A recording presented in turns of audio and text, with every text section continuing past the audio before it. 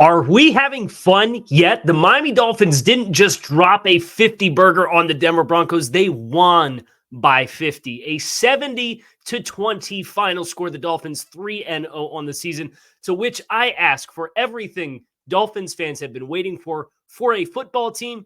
Why not us? You are Locked On Dolphins, your daily Miami Dolphins podcast, part of the Locked On Podcast Network. Your team every day.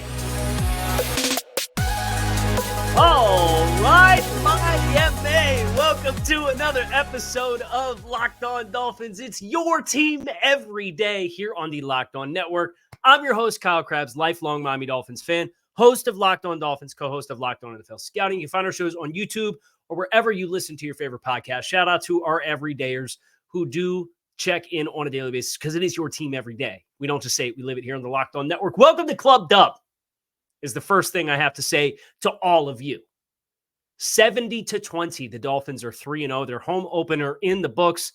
We're going to talk about it here today on the show. Today's episode of Locked On Dolphins is brought to you by LinkedIn. LinkedIn Jobs helps you find the qualified candidates that you want to talk to faster. Post your job for free at linkedin.com/LockedOnNFL. That's linkedin.com/LockedOnNFL to post your job for free. Terms and conditions apply. There's some conditions that we got to go over with this football game because we have so many storylines to talk about. The Dolphins put up 70 points in a football game in 2023. The previous franchise record for points in a single game for the Dolphins franchise was 55.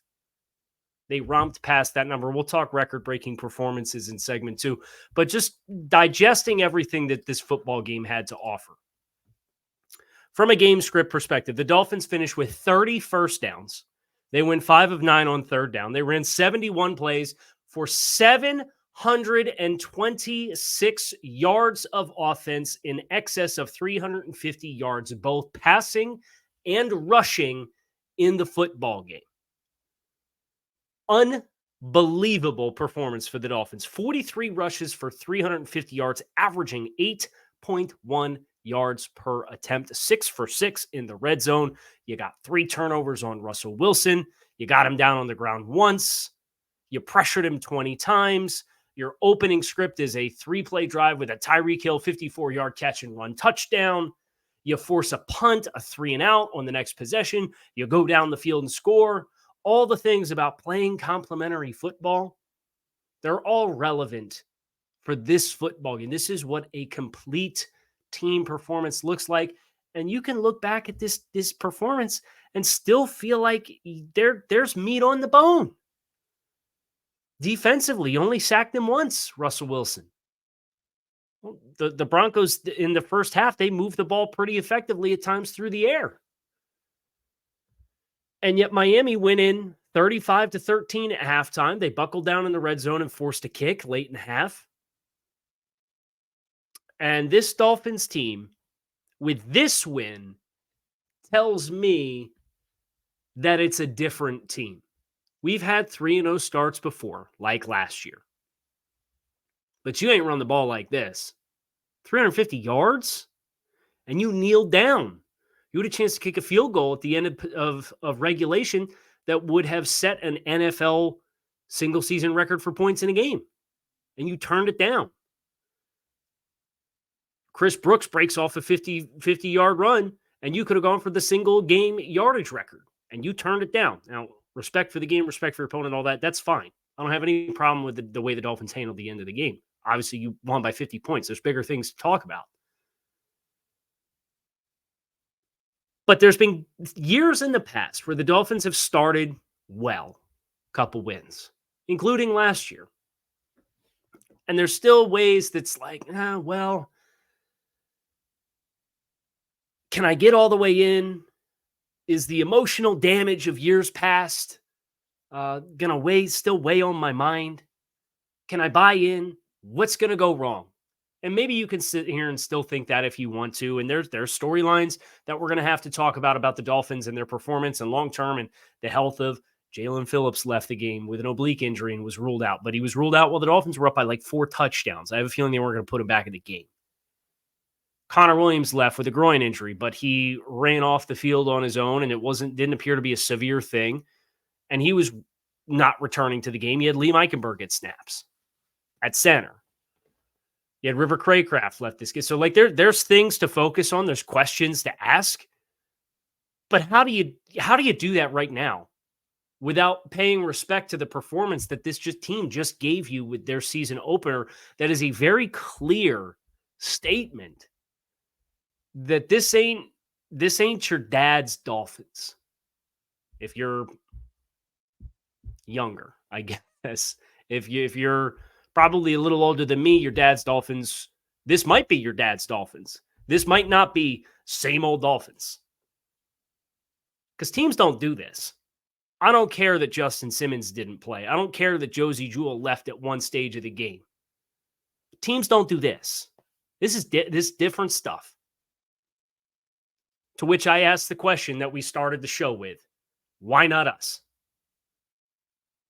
Why can't this football team be the one that realizes its potential to a degree in which we have been waiting for a very long time? 726 yards of offense. Tua goes 17-17 to start the game. Another clean sheet. There was not a single quarterback that was sacked for Miami. And Mike White took snaps. Mike White threw a 60-plus yard touchdown bomb to Robbie Chosen. The Broncos did not sack the Dolphins once. And the Dolphins, they attempted 28 pass attempts. Was Tua hit more than once? Just an unbelievable. We had Teron Armstead's back. Teron Armstead played well. Alec Ingold, once again, proving to be a really valuable piece. The Dolphins kicked the Broncos' butt on the edge. And that's one of the things that we talked about on Friday when we talked about what's the pathway to success for the Dolphins and how do they win this football game. Winning on the edge. You had a size advantage on the edge. You had linebackers that were better thumpers downhill. Well, lo and behold, they got on the edge. How about Devon Achane? Devon Achane, what did he get, 200 rushing yards in this game? Devon Achane finishes 18 for 203 and 2 touchdowns. Raheem Mostert had 4 touchdowns. The Dolphins did all this without Jalen Waddle. Now, you're not going to have this kind of offensive success every week. You'll find out a lot about this football team next week when they go to Western New York to play those GD Bills, who they themselves opened up a can on the Commanders, who Denver played last week and beat. You win that one, though. We'll see. But right now, let's focus on this game. Let's focus on what the Dolphins did at Hard Rock Stadium to open. Reminder, this team's got a bunch more games here to play this season. They were already scheduled to play more games at home than they were on the road. And they played their first 2 games on the road, and they got a neutral site game. You're going to play a lot of games in this stadium. And the statement that you made today, defense gave up 13 points. Special teams gave up 7. 99-yard touchdown return from Marvin Mims. That kid's a player. Made some good plays. But the Broncos looked like they were going to freely move the ball at times in the first half. Defense buckles down. End up only giving up 13 points. There's a lot of good. We're going to talk about some of these record-breaking performances for the Dolphins against the Broncos that happened in week 3, and that is going to be coming up next here on this episode of Locked On Dolphins. So stick with us. Before we go any further, these days, every potential new hire feels like a high-stakes wager for you and your small business. That's why we would be 100% certain that you have access to the best qualified candidates available. That's why you have to check out LinkedIn Jobs. LinkedIn Jobs helps find the right people for your team faster and for free. You can add your job in the purple hashtag hiring frame to your profile to spread the word that you are hiring. Simple tools like screening questions make it easy to focus on candidates with just the right skills and experience so you can quickly prioritize who you would like to interview and hire. That's why small businesses rate LinkedIn Jobs #1 in delivering quality hires versus leading competitors. LinkedIn Jobs helps you find the qualified candidates that you want to talk to faster. Post your job for free at linkedin.com/LockedOnNFL. That's linkedin.com/LockedOnNFL to post your job for free. Terms and conditions do apply. Let me ask you a question. You ever have trouble performing like the Broncos defense? You ever out with your partner and feel like you can't get the job done? Would get worse when there's lots of people around. Is it especially bad with guacamole? I'm talking about weak chips, the kinds that can't handle a hearty scoop of guac. Zach's Mighty Tortilla Chips understands the pain of trying to dip with weak tortilla chips. Nobody wants to go soft on the guac. Unlike other chips, Zach's Mighty Tortilla Chips are literally built to dip. They're built the old-fashioned way. They're made the old-fashioned way, which means they're literally cut from actual tortillas, making them both sturdy and delicious. Crisp, corny, organic. These chips will take your tailgate to the next level, and they're now available at Publix in sea salt, lime, and nacho flavors. You find them in the deli section with the chips. So head on over to Publix, grab a bag of Zach's Mighty, and scoop that guac like the stud that you are. The list of record-breaking performance from the Dolphins. I feel like we are probably not going to get the full picture until Dolphins football communications is able to let the dust settle. But here's a few courtesy of ESPN and Marcel Louis-Jacques. The 130 points scored in the first 3 games of the season for the Miami Dolphins is the second most in a team's first 3 games in NFL history, 2 behind the 1968 Dallas Cowboys. The 2013 Denver Broncos scored 127, as did the 1966 Dallas Cowboys. The Dolphins, by 15 points, surpassed the franchise record for points in a game. They averaged 10.8 yards per play. They're the first team in NFL history to record 5 passing touchdowns and 5 rushing touchdowns in the same game, and the second team in NFL history to record more than 700 yards of offense since the Rams did so in 1951. I would imagine you have a lot of other additional franchise records that have been staked here. I would imagine Devon Achane rookie single-game rushing record has fallen with 203 rushes. 350 rushing yards as a team. That's more than teams get in games for their entire offense, let alone just rushing the football. From an explosive plays perspective, I would be fascinated. Chris Brooks had a 52-yard run. Devon Achane had a 67-yard run. Robbie Chosen had a 68-yard touchdown reception. Tyreek Hill had a 54-yard touchdown reception. Just stupid numbers of explosive plays. And you did it without Jalen Waddle. Let that sink in for a second. Jalen Waddle didn't play. And we heard in the pregame that Pat Surtain was the second, was going to mirror and follow around Tyreek Hill. Tyreek 9 for 157. Tua Tagovailoa finishes the game 23 of 26. So 3 incompletions for 309 yards and 4 touchdowns. Mike White, 2 of 2, 67 yards and a score. Robbie Chosen had the 68-yard touchdown for Mike White. And I saw a tweet from Aaron Schatz, who I have a lot of great respect for. He's a great football mind. And he made the point to say, the MVP discussion at the end of the rainbow with Tua Tagovailoa is going to be a fascinating one because at some point you have to ask what the scheme and the supporting cast and okay, I don't agree with it. But the question that I have to ask is this: when has the raw data that's ever been put out there that puts a player in the MVP conversation ever been quantified with, yeah, but his coaching staff's really good? That's what I don't get. I don't get that. There's no player that's thrown for 4,800 yards that you look at and you say, yeah, but he's got really good receivers. Isn't that the point? That's the point of this whole thing. That's the point of putting together an offense like the Dolphins have right now. Teron Armstead coming back. Kendall Lamb was one of your better offensive linemen. He sat on the bench this week. You have Devon Achane, who you invested a draft pick into, Raheem Mostert. You're down Jalen Waddle, who's a roster cornerstone player. Connor Williams goes out with a groin injury in the second half, and you still move the ball up and down the field. there's never been a point where Patrick Mahomes had Tyreek Hill and Travis Kelce and Andy Reid, and you said, yeah, he's really good, but he's got two like all-pro weapons, and that diminishes. No, it doesn't. No, it doesn't. And obviously, we're 3 games in. But I couldn't help but think of that as like we're processing this game because Tua's been sacked once in 3 games. Now, you're going to get tested. You'll have injuries. You'll have adversity. You will have a team that blankets you in the short area and takes away your intermediate timing. But Tua, at times in this game, had to sit and work through progressions.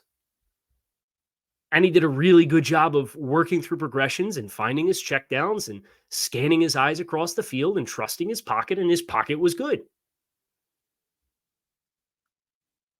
Don't let anything water down the magnitude of this win. Now, and I've already seen a couple of Dolphins tweets. I know Tyreek Hill. I saw part of Tua Tagovailoa's post-game press conference. I saw Tyreek Hill just tweeted that he's proud of the team, but we're not done yet. You're absolutely not done yet. You're 3-0, right? A lot of ball game left this season. Now, we're going to enjoy Victory Monday to the absolute best of our ability. We're going to enjoy this stay at Clubbed Up for the 3rd consecutive week. We'll watch the film tomorrow, and then we're going to turn our eyes to the Buffalo Bills. And we're going to get ready to play the Bills with a chance to have an exclamation win in Orchard Park against the Bills team. It's had a lot of success against you. This is a statement win. You want to really make a statement? Go to 4-0. Go to 4-0 and have 2 games at home against the New York Giants and the Carolina Panthers before you go to Sunday Night Football and play the Philadelphia Eagles. Getting ahead of myself. Let's talk big picture. We're going to talk big picture next year on this episode of Locked On Dolphins, so stick with us.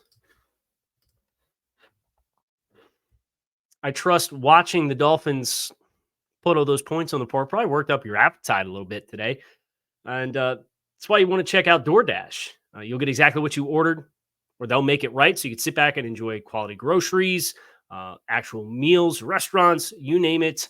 If you've burnt your last piece of toast, or the avocados have gone bad, or the hot sauce bottle's empty, if you hit the buffalo chicken dip super hard, grocery delivery from DoorDash can help get you everything that you want delivered when you need it, right to your door. With easy substitutions right in the app and best-in-class customer support, DoorDash delivers groceries exactly how you want it. Get 50% off your first order at DoorDash, up to a $20 value when you use code LOCKEDONNFL at checkout. Limited time offer and terms apply. That's 50% off up to $20 with no minimum subtotal and 0 delivery fees on your first order when you download the DoorDash app in the App Store and enter code LOCKEDONNFL. That's code LOCKEDONNFL for 50% off your first order with DoorDash.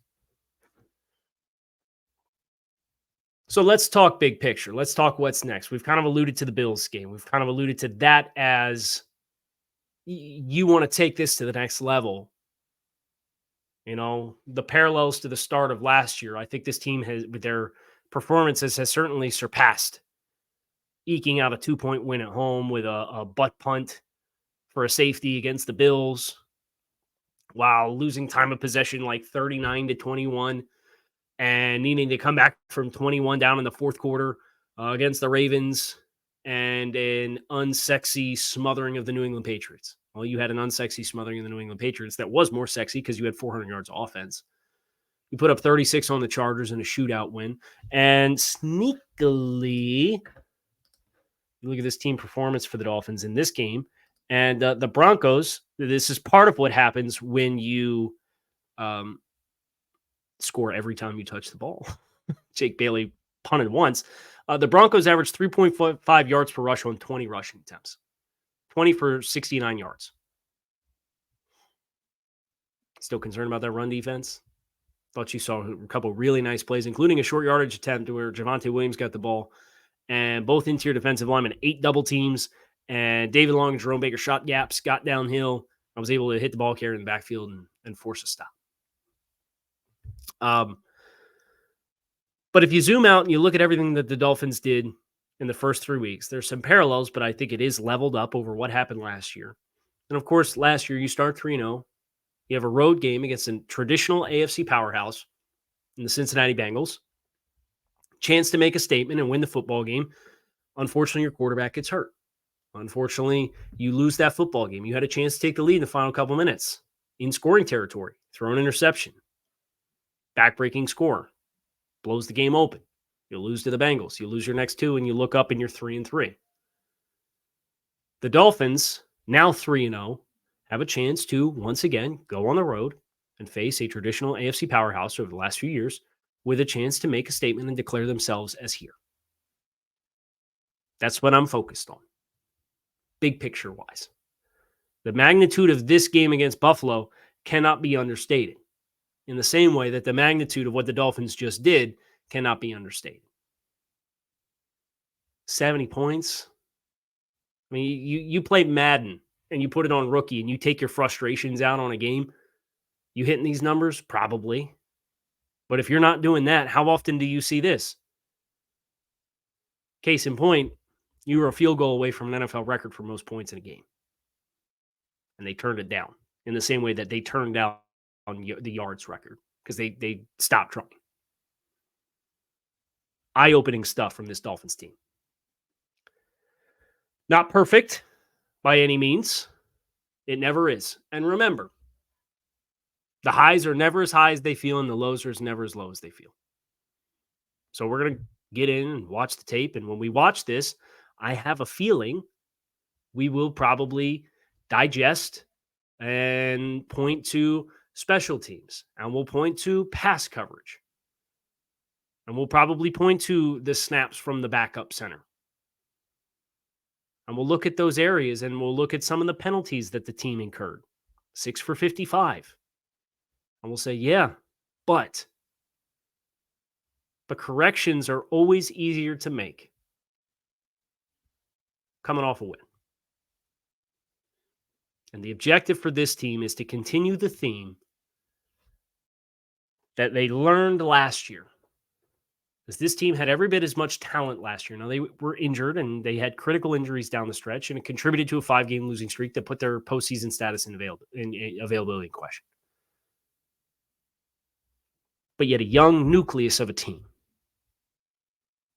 Did you learn from that to not ride the highs and to not ride the lows and to move on to the next one and not be satisfied? Because that's what it takes to be a championship caliber team.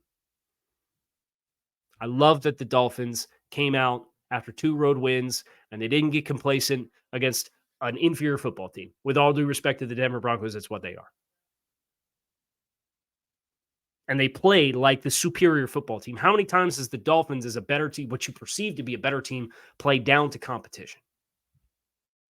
Second half, they did it at times last week. Now, the challenge is to use this and appreciate the opportunity of next week and rise to the occasion. That's next. From a conference perspective, it was a good day for the Miami Dolphins. The Miami Dolphins are the lone undefeated team in the AFC conference. Alone through 3 games as the undefeated team in the AFC conference. The Browns moved to 2-1. The Ravens fell to 2-1, losing in overtime to the Indianapolis Colts with Gardner Minshew. The Patriots beat the New York Jets, so both of those teams are now 1-2. The Dolphins have a 2.5-game lead on the New England Patriots because they've won a head-to-head. They have a 2-game lead on the New York Jets. They have a 1-game lead on the Buffalo Bills and play that team next week. That's your big picture. Enjoy your stay at Clubbed Up, man. 3 weeks in a row. The Dolphins really putting in a performance that I personally am still having a hard time kind of digesting. We're the Dolphins, man. This kind of stuff doesn't happen to us. But here's the thing. It does now, and it has. To which I asked the same question we started today's show with. Why not us? We'll break down the tape. We'll talk about what we saw, and that it will be next here on Locked On Dolphins. So keep it locked in right here on Locked On Dolphins because it is your team every day. I'm Kyle Krabs, host of the show. I appreciate you guys for checking it out. You can find us on YouTube or wherever you listen to your favorite podcast. Enjoy victory Monday, the Dolphins 3-0 on the season, 70-20 over the Denver Broncos. Fins up. Make it a good night. Talk to you all again tomorrow.